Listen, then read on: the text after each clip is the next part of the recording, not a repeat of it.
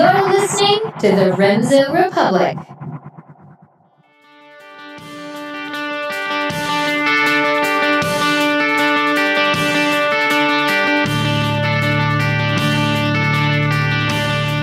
Ladies and gentlemen, welcome back to another installment of the Remso Republic.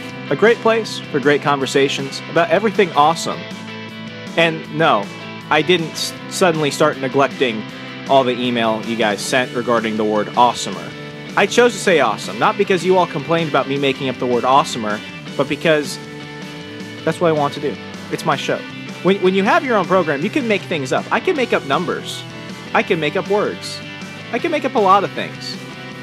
It's what I want to do. And what I want to do today is kind of have something different from what we've been talking about. For all of season 1, all we did was talk about the election. No one wants to talk about politics right now. The last couple episodes have been about activism. It's been about other stuff. But I want to change things up because if we don't do that, we're all going to go crazy.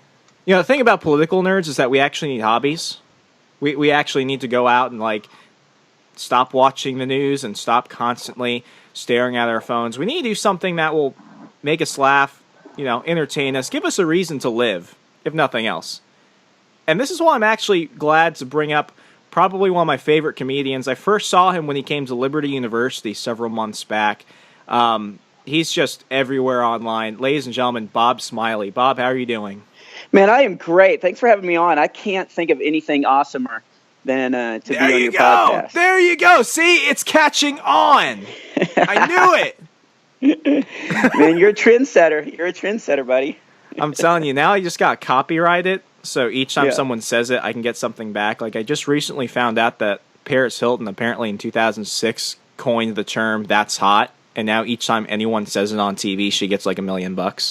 Yeah, I just sent her a dime, so yeah, she's definitely watching that. I don't know if things are, she's on hard times now, but yeah, she's trolling around, making sure everybody's following the rules. She's got to make sure that intellectual property is good. Yeah. I like that you used Paris Hilton and intellectual in the same sentence. That's a stretch. That's really good. Someone had to do it one day. Yeah. Anyway, sir, I kind of want to get into this topic recently. I was arguing with someone on Twitter because I don't have anything better to do with my time. And they came up with this argument that Christians, conservatives, they're not funny. They're not funny. And she brought up that people like crude humor. She brings up that people like South Park. I'll be honest. I like crude humor from time to time. I like to watch South Park.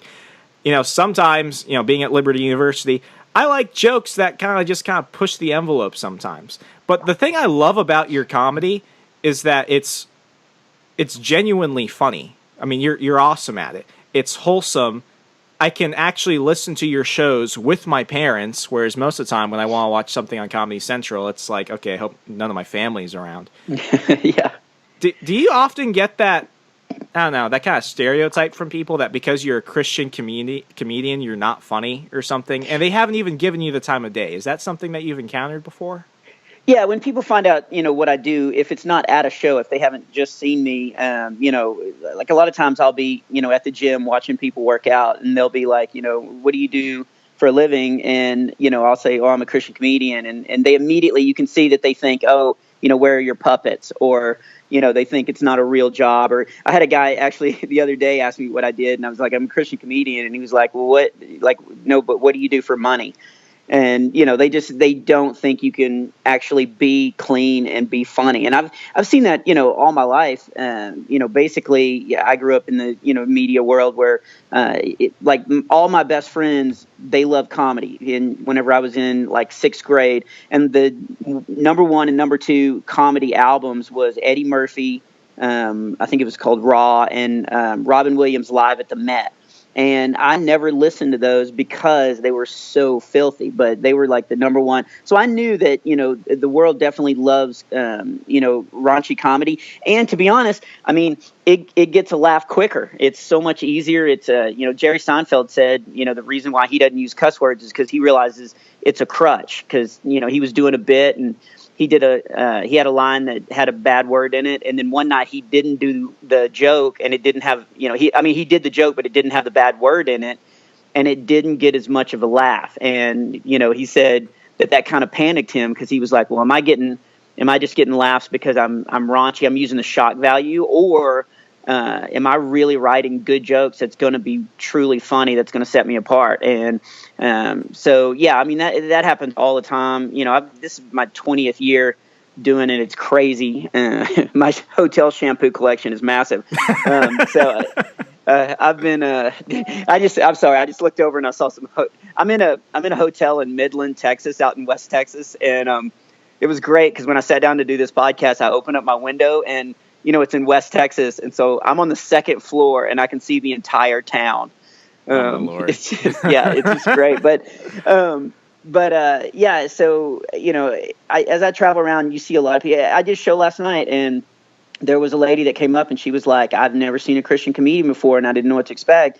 And she laughed and had a great time and was pleasantly surprised. So I think people, they first think that you can't do it, but when they see you do it, I think they feel so much better. There's a friend of mine that's a comedian, and his whole motto is, I present a show where you can laugh at and not feel like you have to take a shower afterwards. Like, because a lot of people, they'll laugh at stuff, but then afterwards they start replaying it in their mind. They're like, I shouldn't have laughed at that, or that was kind of over the line and stuff like that. But I try to give comedy to families and to people coming to my show, that they can laugh, they can have a good time, and then they can go and tell people some of my jokes. Hopefully not too many, but they can tell my jokes and stuff, and they can tell it to anybody, and they feel good about laughing for an hour plus without being like, I shouldn't have laughed at that, but that was funny. But I totally get it. I mean, I've seen some stuff on Netflix or YouTube, or somebody will come up and show me something because they know I'm a comedian and they want to show me something that's funny, and it'll be funny, but it'll just be really raunchy. That happened last week, and I had to tell my pastor I didn't want to see that kind of stuff, but so it does happen, and I do agree that it's funny, but it's just I think there is a way to do wholesome comedy, and obviously there is, because I've been doing this for 20 years, and I've got a whole bunch of friends that are Christian comedians that have been doing it, and there's just nothing more rewarding than looking out at the crowd and seeing a whole family sitting there being able to laugh together without being embarrassed, without worrying about what's the next joke going to be, is it going to be awkward, or explaining I love what to that see joke meant to your kids. Yeah, and I mostly homeschool kids come to my show, so they already they know everything, so they're explaining it to their parents, and but they're it's great. Like I'll see a 17-year-old high school kid. Say this happened 2 weeks ago. I was in Detroit, which is one of my favorite cities. It was so much fun. They took me around and showed me how to draw a chalk outline of a body. And so when I was doing the show, it was a family, it was open to the public. And I saw a 17-year-old kid sitting with his grandmother. And, he was, the classic like skater dude. And, she had the shawl, and I'm sure she, has all of Murder, She Wrote on tape. And, it's like totally different generations. And they were both just dying laughing and leaning on each other and pushing each other whenever, I talk about being a kid, and I saw the grandmother push him. It was like, that's you, kind of thing. And, I had that moment where I was like, wow, clean comedy is very good, because it, it brings people together and lets them have a great time. So, I know I'll always have to deal with that, but I think I'm building a body of work that I can, refute some of those claims. Yeah, exactly. And one of my favorite comedians is actually Gene Wilder. I was really devastated when he passed away. And he was brilliant. Yeah, and something I saw online was this interview he did back in the 90s, and it was all about why did he quit? Why did he retire from making movies and stuff? And I never knew much about his personal life. Each time I want to learn about a celebrity's personal life, usually there's a dead hooker somewhere or something terrible like that. Yeah, he's exactly right. But with him, it was like, comedy started to evolve, and it's like what you mentioned earlier, it turned into shock value. I mean, the thing that I loved about your show, and like I said, the first time I saw you perform was when you came to Liberty University, was that I kept laughing for days. I was bugging my girlfriend and my family because I was doing that so much. I would rethink the jokes that you said and everything else. I mean, I loved it because, I'm a terrible young adult. I will binge watch South Park sometimes, and I'll laugh, but I'll think about those jokes again, and it's like, gosh, that's messed up.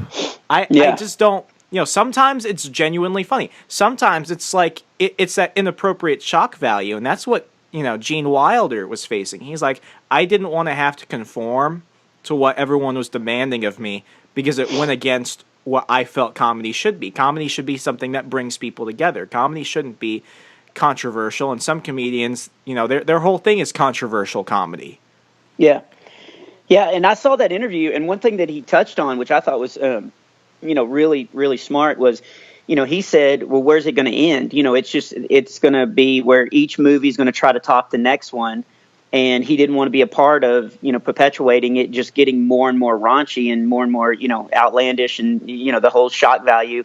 Because, eventually after they make, American Pie 7 or whatever they have put out, they're going to run out of things to shock people about. And people have seen so much that it's not shocking anymore. And so then where do you go from there? And so, I mean, he tapped out, and I really admire him for doing that. He was taking a stand. Exactly. Bob, we're going to go ahead and take our first commercial break. Folks, hang on tight. You're listening to the Remso Republic. We'll be right back in a moment. The voice of the Liberty Generation, Remso W. Martinez. Take the show on the go by subscribing to the Remso Republic on iTunes, SoundCloud, Stitcher, TuneIn, Google Play, and YouTube. Don't be left out. What are they teaching our children these days? How can so many young people graduate and become socialists? Do they even know what socialism is? Kids are learning how to preserve the environment, but are they learning how to preserve their own liberty? How about introducing your children to, these fundamental principles that helped create the greatest, most prosperous nation in the world? I don't know about you, but when I become a parent, I'm going to read my kids The Chronicles of Kibblestan by Andrea Rand. A little bit of Narnia, a little bit of Atlas Shrugged. Kids are loving this exciting saga about a fantastical land's struggle to be free. Filled with humor and suspense, Kibblestan is a treat for any kid, or even adults. I mean, I enjoyed reading it.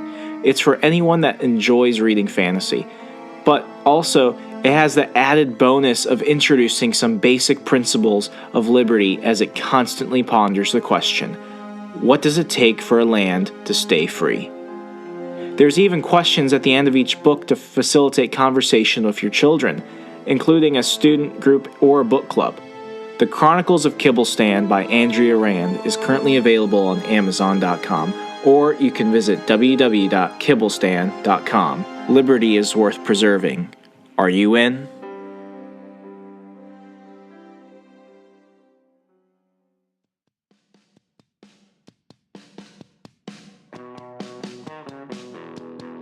By the way, I got stopped at the TSA, the metal detectors, because I had toothpaste. I didn't know you can't take toothpaste on a plane, but the guy was like, pulled open my bag, and he was like, what is this? I was like, that's toothpaste. What are you, from Arkansas? And he was mad. Because he was. It wasn't even terrorist-like toothpaste. That's what got me, right? Like, I'd understand if it was AIM or Scope, but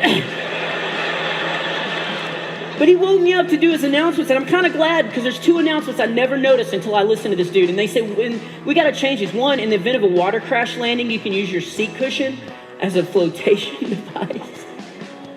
I'm sorry, but if I'm ever in a really scary crash, the seat cushion I was just sitting on.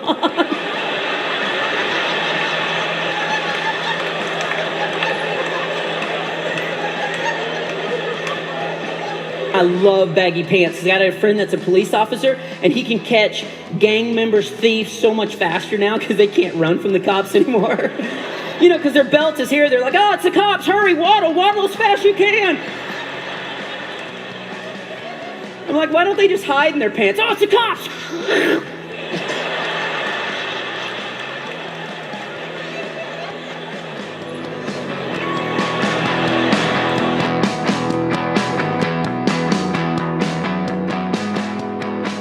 Folks, welcome back to the Remso Republic. We have our special guest, Bob Smiley.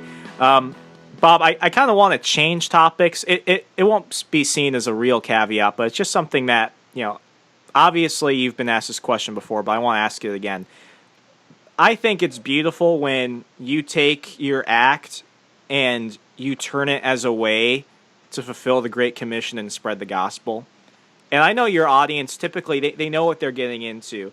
So for the most part, you're kind of preaching to the choir sometimes, but you continue to do it, and no one's ever asked you to do it. So my question is, where was that point in your career where you realized, I can use this talent I have, this God-given talent, and I can use it to proclaim the kingdom of Christ?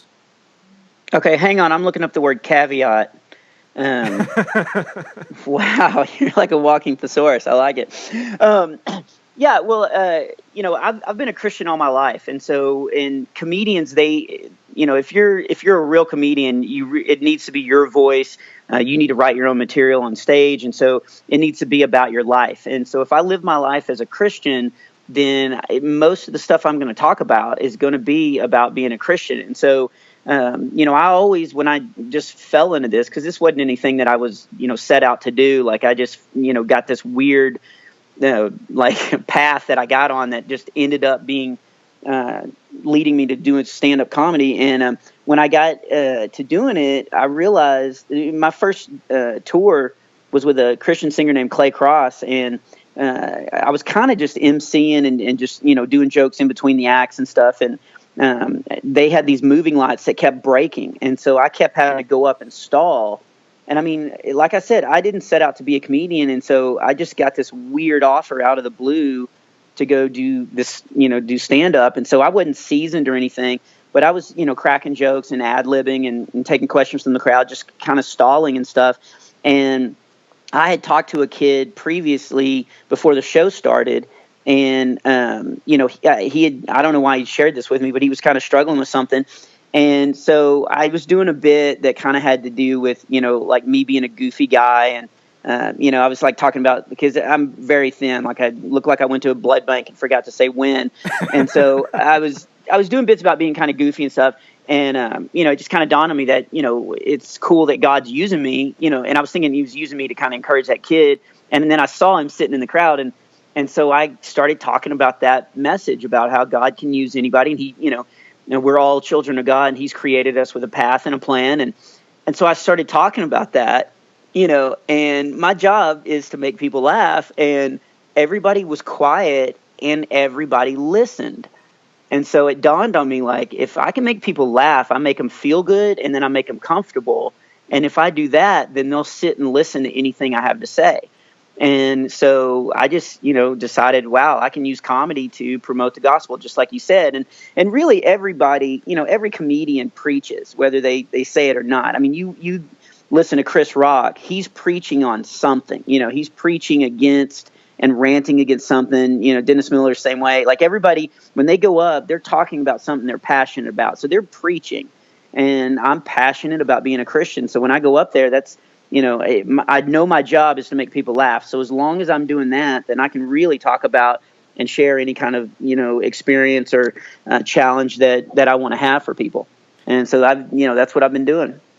Do you think that's kind of put you in a corner, though? Since I mean Hollywood entertainment, it's highly secular, and I bet you might not always be popular among certain people because they don't see Bob Smiley comedian, they see Bob Smiley Christian comedian. So they probably have those preconceived notions about you. Yeah, and they automatically either think that I have some weird agenda or that I'm not funny. Those are the two things. And I mean, there's always going to be haters. You can go to my YouTube channel and just read all the comments, where guys are sitting in their room / mother's basement in between, playing Dungeons and Dragons and rereading The Hobbit for the 80th time. Not that I'm bitter to those people, but you're always going to be attacked. And, and YouTube is actually a good example because any time that I post a video on YouTube, like just a comedy video, and it could be about anything. It could be, as trite as just a bit about, a Snuggie or whatever.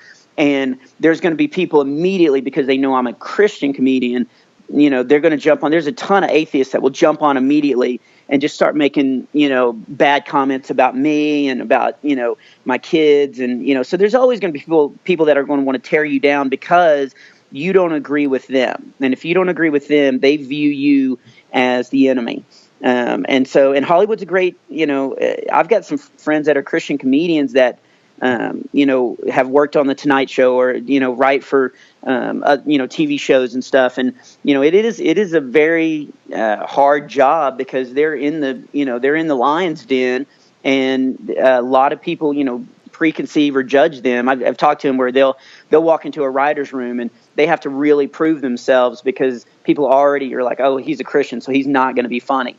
And we do have to kind of rise above that. But I think that kind of sharpens us. I think I love whenever atheists come to my show, or I'll have I had two. This happened last year, but I had two lesbian ladies come to my show because they wanted to kind of protest.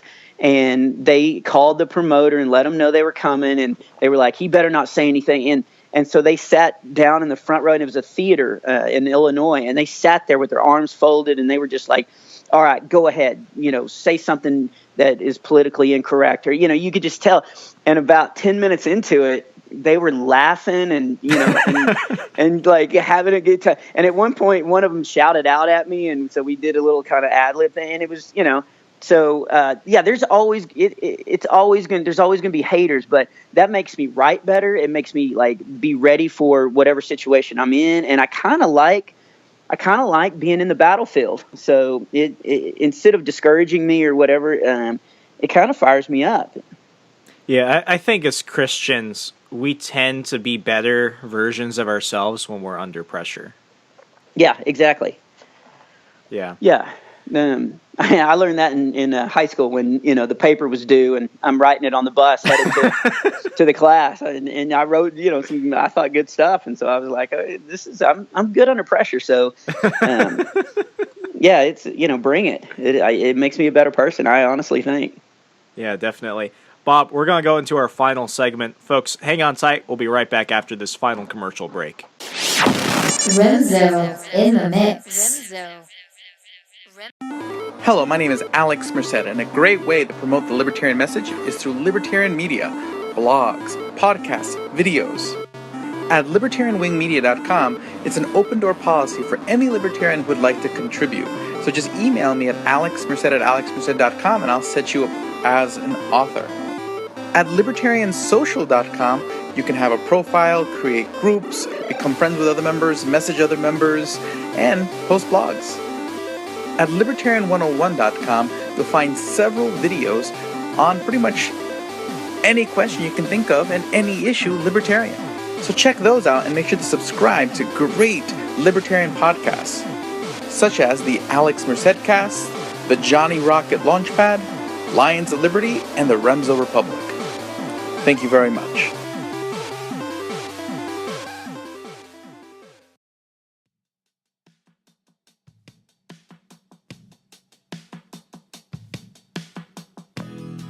I will say this. I don't know if we have a lot of adults here, but if you're an adult and you have kids, find out what your kids are reading in the Bible before you do certain activities. I took my oldest son, Coulter, on a camping hiking trip, not realizing he had just gotten to the part where Abraham had taken his son, Isaac.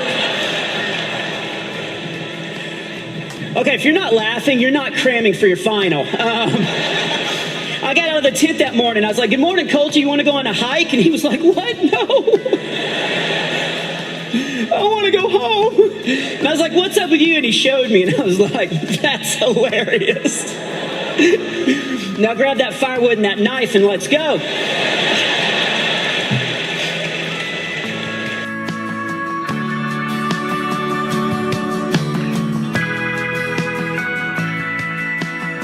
Folks, welcome back. We're going to wrap up the show, but first, I kind of want to give you the proper send-off. We're going to do something a little different for our special guest, Bob Smiley, today. Instead of political word association, we're going to go ahead and throw out, kind of a throwback, going back a good dozen or so episodes. Folks, here we have for you tonight, Lightning Round. Bob, the rules are very simple. I'm going to throw out a question. You try and give your best response in under a minute or so. If you mumble, fumble, fail, you lose. But if you win the ultimate Remso Republic no prize, which is basically ultimate bragging rights. Something you can carry with you for the rest of your days on Earth. So the question is, are you ready? Yes. Did I get that right? Yes, sir. Yeah, I'm off to a good start. Begin. Best homeschool joke. I'm going to go with Tim Hawkins. I was homeschooled, but both my parents worked. Worst reaction from a fan in your audience. Oh, so you've heard about my dad. Yeah, he doesn't laugh at all. He loves to come and sit and not laugh.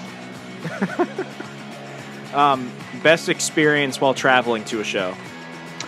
I went to England, and it was just surreal to be standing on the countryside and little, cobblestone chimneys with the smoke coming out, and to think that I'm, this far away. I don't know how far away because I went to public school, so I'm not good at what is it, geometry? No, what's the other one?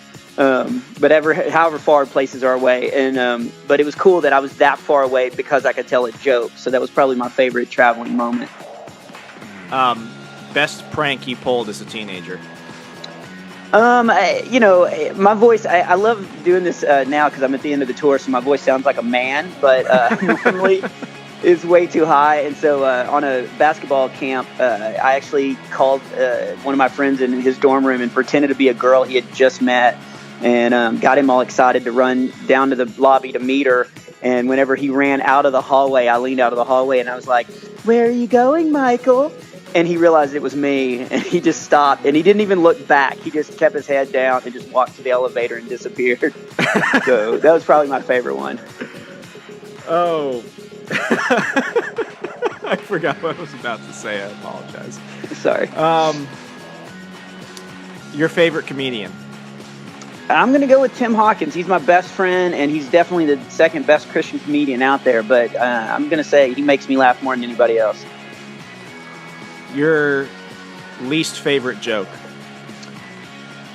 Wow, my least favorite joke. I can't believe that's what's going to stump me. I do a joke on the tweet song where I go, I want to be cremated, and I'm trying to talk my kids into putting me in a jar that says he earned it. And I just think that's the dumbest joke ever. And people die laughing, and it almost makes me mad, where I want to go, seriously? Really? You're going to laugh at that? And so, yeah, I'm going to go with that. And that is Lightning Round. Bob, you win the ultimate Remso Republic no prize, ultimate bragging rights. Nice, man. I don't know where I'm going to put it. Oh, you could take it with you everywhere or nowhere. The choice is yours. I'll take B. That's terrible. We were getting along so well. Bob, if there's one message you want to send out to people out there looking for clean comedy, which is genuinely funny without the shock value, if you could talk to just another up-and-coming comedian trying to find his voice, what's the message you want to send out to them? Well, that's two questions. So one, man, life is meant to be enjoyed. God created us, to enjoy life. I mean, he created us for so many other things, but life is supposed to be joyful. So don't, seek out good comedy, seek out good, wholesome things to laugh at. And, it'll make you feel good while you're laughing at it. And then, like you said, later on, it'll give you so much more, joy throughout your life. And so be looking for joy. So that's one message I would give to people, and be looking for good, wholesome joy, because, it lasts. And then to, comedians that are just starting out, I would say, that they should give up and quit. So I don't have any, competition. That's really annoying when they show up. Sounds about right. Yeah. But I mean, if they're going to do it, if they're going to insist on, trying to take over, write every day, even if they don't feel funny, sit down and write every single day. And then I think, and a lot of comedians disagree with me, take every show you can take, no matter what. I don't care how bad it is. Take the 3 o'clock, 3 a.m., the junior high lock-in at a church right after the shaving cream fight. Take that, because every experience that you have on stage will make you a better comedian. Outstanding. Bob, if people want to learn more about you, maybe see one of your shows, follow you on social media, how can they do so? They can go to bobsmiley.com, my website, which I'm sure is your homepage, and I'll pause while you, that's what I thought. But yeah, I had to kind of pause for a second. It's like, what? Yeah, I'm on Twitter. Bob Smiley Comic. I'm on Instagram, which is also Bob Smiley Comic. Facebook, it's Bob Smiley Comedy. I'm on Snapchat. I got on Snapchat before it became popular, so I wasn't thinking about it to use as a career. So my Snapchat is Bob Snapper Chat. It's so not a professional deal, but that's my Snapchat. But I'm on pretty much any social media, and I'm posting stuff every single day. So yeah, people can get in contact with me, and I really am just a goofy guy, so I don't think that I'm above reproach or anything. So I answer all my messages and emails and stuff, and when people tweet me, I read all that stuff. So if anybody wants to contact me, it's pretty easy. Awesome. Bob Smiley, thank you so much for coming on the program, sir. It's been an absolute blast having you on. Yeah, thanks for having me on, buddy. Yeah, ladies and gentlemen, something I've learned, if you remember the very first episode of the show and you've been following me for a while, I'm going to admit this. I have said things that I wish I didn't say. I have made stances on things that looking back now, I'm a different person. I think, I agree with Bob. Take every show possible. Take every opportunity and grow and do better. And something that I've kind of taken with myself doing the podcast and everything else is don't say anything you wouldn't say in front of your mother. It sounds stupid, but it's essentially that. I'm going to have to live with this for a while, and I want to be happy with what I create. I want to be able to actually educate, entertain, bring you the type of things that I'm not going to regret when this is all over. But what's one thing you could do to make sure you don't regret anything? Well, for one, subscribe to the show on iTunes, Stitcher, SoundCloud, Google Play, TuneIn. We're everywhere. And while you're at it, leave us a rating and review. As always, you can learn more about us and keep in contact with the show at www.remserrepublic.com. And tune in next week. As always, be good, be kind to your neighbor, and be awesomer, America. I'm Remser W. Martinez. Good night. Stay connected to Liberty's Rabble Rouser on Facebook and Twitter to stay up to date with the latest episodes, blogs, and other available content. What are you waiting for?